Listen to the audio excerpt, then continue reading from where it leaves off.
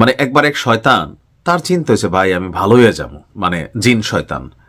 তো একজন বুজুর্গান ছিল, ওনার কাছে গেছে, যা বলতেছে পীর সাহেব আমি জিন মানুষ বা শয়তান টাইপের অ্যাক্টিভিটিস করি, আমি ভালো হইতে চাই, আপনি আমার এমন কিছু কাজ দেন যে কাজ নিয়ে আমি ব্যস্ত থাকবো, আর ধরেন আমার কাছে শয়তানি করার এক্সট্রা সুযোগ পাওয়া যাবে না।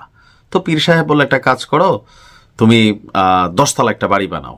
তো পীর সাহেব ভাবছে যে এটা বানাইতে সময় লাগবে, তো তিনি এটা বইলা অজু করতে গেছেন, অজু করে আইসে দেখেন 10 তলা বিল্ডিং রেডি।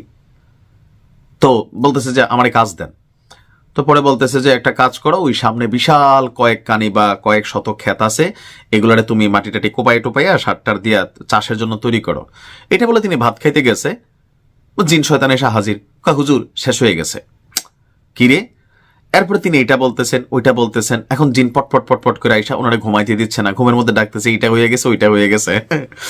তো পরে কয় আর তো কোনো কাজ নাই, যদি কোনো কাজ না থাকে আপনার ঘাড় মটকায় ফেলবো, কারণ আমার তো কাজ লাগবে। তো বাড়ির সামনে একটা কুকুর ছিল, এটা ল্যাঞ্জাটা আবার বেকা ছিল। তো সেই কুকুরটারে ল্যাঞ্জাটা দেখা তিনি বললেন যে একটা কাজ করে একটা হুসুঙ্গা বানাও, বানাইয়া কুকুরের ল্যাজটা সোজা করো। তো জিন ভাবছে এত কিছু কইরা ফেলছি, এটার কি কাজ? তো সে করছে কি, যে কুকুরের ল্যাজটারে বুদ্ধি করে ওই চুঙ্গার মধ্যে ঢুকাইয়া এই টান দিছে। তা দেখছে যে চুঙ্গার মধ্যে যখন ঢুকছে সোজা হয়ে গেছে, যেটা ছেড়া দিছে তখন দেখছে বাঁক হয়ে গেছে, আবার দিছে টান সোজা, আবার ছেড়ে দিছে বাঁক হয়ে গেছে। এইভাবে তো ভাই সময় শেষ হইতেছে, তার ল্যাঞ্জার সোজা হয় না। কয় বাপরে বাপ, এমন এক কাজ দিছে কেয়ামতের আগ পর্যন্ত এই কাজ মনে আমার শেষ হবে না। কেন এই গল্পটা বললাম, মূল গল্প একটু পিছনে চলে গেল।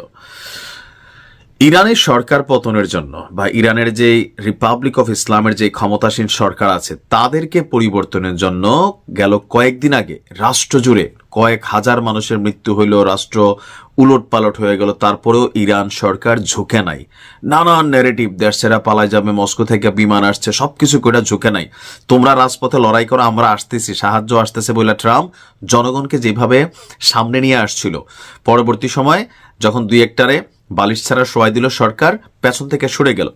এই টোটাল প্রসেসিং এর মধ্যে যখন সফলতা পাচ্ছিল না, এই মুহূর্তে মধ্যপ্রাচ্যের আরব সাগরে মার্কিন নৌবহরগুলো অবস্থান করছে, আরেকটা নৌবহর আসার পথে। তো এর মাঝখানে ইরান তাদের হরমুজ প্রণালী, বিশ্বের খুবই গুরুত্বপূর্ণ এই হরমুজ প্রণালী, অর্থাৎ ইরানের যে সাগর অঞ্চল আছে এখান দিয়ে সারা পৃথিবীর যে শিপিং, তেলের শিপিংগুলা যায়, জাহাজগুলা যায়, এই হরমুজ প্রণালী ব্যবহার করতে হয়। এটা ব্যবহার করতে হয় কেন? কারণ হচ্ছে অনেকগুলা দেশ এই রোডটা শর্টকাট ওয়েতে ব্যবহার করলে তাদের খরচ কমে।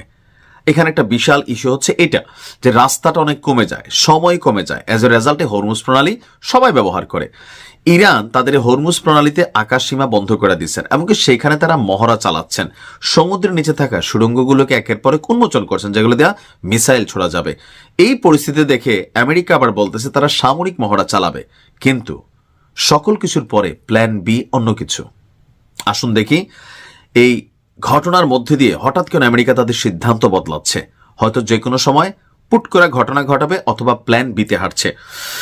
এবার আমরা যদি দেখি যে পূর্ণাঙ্গ হামলা নয়, বড় কোনো অভিযান চালাবে না, সুপরিকল্পিত হামলায় ইরানের সরকার পতন ঘটাতে চায় যুক্তরাষ্ট্র। অর্থাৎ পুরো ইরানকে আক্রমণ করলে সারা দেশের মানুষ লড়াই করতে নামবে। এর মধ্যে বীরদের মধ্যে একটা দল, তারা কাফনের কাপড় পরে স্বেচ্ছায় শহীদ হতে আগ্রহী ফর্মে কিন্তু স্বাক্ষর করেছে। সারা পৃথিবীর যে কোনো জায়গা থেকে তারা মার্কিন যুক্তরাষ্ট্রের যে বিভিন্ন ইস্যু আছে সেগুলোতে তারা হাত দিবে, এটা কিন্তু বাস্তব। তো এটাতে কিছুটা টেনশনে আছে আমেরিকা। তো যার মাধ্যমে নতুন করে আরেকটা প্ল্যান চলতেছে যে বিক্ষোভ উস্কে দিয়ে রেজিম চেঞ্জ যখন পতন হলো তখন নতুন ফন্দি আমেরিকার সরকারের। এর মধ্যে ইরানের নিরাপত্তা বাহিনী এবং শীর্ষ নেতাদের লক্ষ্য করে অভিযান চালানো হতে পারে, যেমনটা গেল বছর আপনার হয়েছিল যে সামরিক, পারমাণবিক বিভিন্ন বড় পদে থাকা জেনারেল তাদের সবাইকে বালিশ ছাড়া শোয়াই দিছিল। ঠিক একই পরিকল্পনা এবারও আটা হচ্ছে, এবং যাতে দেশটির ভেতরে যে বিক্ষোভকারীরা ঘুমাই গেছে অথবা যাদের বিরুদ্ধে ইরানের সরকার অ্যাকশন নিয়েছে, অনেকে গ্রেপ্তার করছে, আটক করছে, অনেকে ইরান সাজা দিয়েছে। তো জনগণের মধ্যে এখনো এই যে ফুসে থাকা আগুনটা এটা কিন্তু রয়ে গেছে। প্লাস যারা এজেন্ট আছে, টাকা পয়সা, মেশিনারিজ অনেক কিছুই কিন্তু এখানে আবারও ইনভেস্ট করতেছে, যে বাহির থেকে বড় যে কয়েকটা মাথা, যেমন ধরেন শেখ হাসিনা পালাই গেল, পুট করে আওয়ামী লীগের পতন হয়ে গেল। কেন? শেখ হাসিনাকে পুরো বাংলাদেশের আওয়ামী লীগ নিয়ে গেছে? না, নেতৃত্ব যখন মাইনাস হয়ে যায় তখন সিস্টেম আপনার ভাইব্রেশন করে ফেলে। তো এই কারণেই যেগুলো মাথা বিভিন্ন পোস্টের, সেই মাথাগুলোকে যদি ঘুম পাড়ায় দেওয়া যায়, বাকি আন্দোলন ঘুমায় যাবে, বিক্ষোভকারীরা সজাগ হবে, রাষ্ট্রের ভেতর আবারও সরকারি বেসরকারি সেনা বিভিন্ন জায়গাগুলোকে তারা টার্গেট করবে। পুরো ইরানের মধ্যে সরকারপন্থী বিপরীতপন্থী জনগণ সেনাবাহিনী মুখোমুখি হবে, একটা অস্থির পরিস্থিতি আবার তৈরি করবে। ট্রাম্প প্রশাসনের একাধিক সূত্রের প্রকাশে বরাতে সেই এক প্রতিবেদনে এই পরিকল্পনা ফাঁস করেছে রয়টার্স। আন্তর্জাতিক গণমাধ্যম রয়টার্স বলতেছে প্ল্যান কিন্তু ভাই এটা। একই দিনে সিএনএন এর প্রতিবেদনে আবার বলা হয়েছে ইরানে বড় ধরনের অভিযানের পথে হাঁটছে ওয়াশিংটন। একটা বিভ্রান্তিমূলক অবস্থান দুইটা পত্রিকা এখানে করতেছে। তবে আমার ধারণা প্রথম যে প্ল্যানটা এটা করবে, অর্থাৎ প্ল্যান বি। সংশ্লিষ্ট কর্মকর্তাদের বরাতে প্রতিবেদনে বলা হয়েছে ইরানের পারমাণবিক কার্যক্রম এবং ক্ষেপণাস্ত্র উৎপাদন নিয়ে প্রাথমিক যে চলমান আলোচনা এটা ব্যর্থ হওয়ায় ট্রাম্প প্রশাসন কঠোর সামরিক পদক্ষেপের দিকে ঝুঁকছে। মধ্যপ্রাচ্যে যুদ্ধ হতে পারে, তবে যুদ্ধকে আপনার পুরো ইরান জুড়ে যেন ছড়িয়ে যেতে দেওয়া না হয়, সেজন্যই টেকনিক্যালি আপনার ওই যে বিশেষ ব্যক্তিবর্গ এই জায়গাগুলোকে আপনার টার্গেট করা হবে, যেন নেতৃত্বহীন আরেকটা অবস্থা হয়ে পড়ে। তো ওই অবস্থায় পড়লে স্বাভাবিকভাবে যিনি সর্বোচ্চ নেতা আছেন ভয় পাবেন। এমনকি একটা বাহিনী, একটা রেজিম যখন নেতৃত্ব না থাকে, তারা সবাই ভয় পাইতে শুরু করে যে যদি সরকার পরিবর্তন হয়, রাজা পেহালভি যিনি এই মুহূর্তে মার্কিন যুক্তরাষ্ট্রে আছেন, তাকেও কিন্তু দায়িত্ব দেওয়া হচ্ছে যে তুমি ভিতরে ভিতরে আবার একাট্টা করার চেষ্টা করো, টাকা লাগে, পয়সা লাগে, সব আমরা সাপ্লাই দেব, তুমি ভেতরটাতে সামলো, আমরা বাহির থেকে সামলাই।